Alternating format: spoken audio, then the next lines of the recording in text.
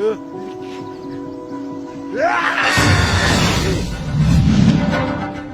हमला करें।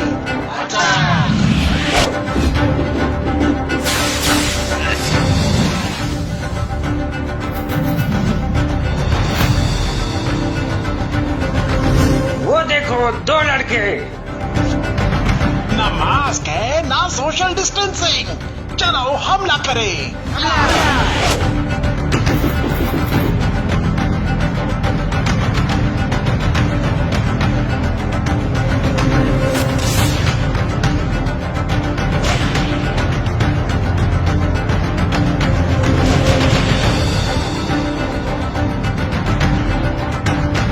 वो देखो उन 2 लड़कियों को।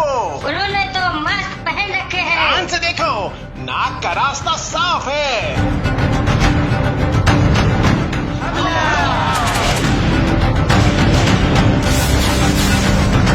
चलो इसका शिकार करते हैं। अरे ये तो मास्क में फंस गए। बचाओ।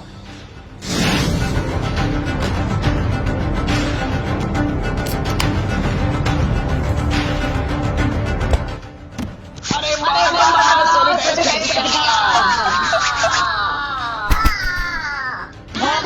याद रखें, इस वक्त बचाव ही इलाज है। जब तक दवाई नहीं तब तक ढिलाई नहीं।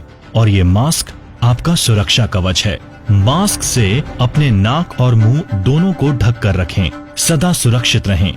जो काम घर बैठे हो सकता है, उसके लिए घर से बाहर ना जाएं।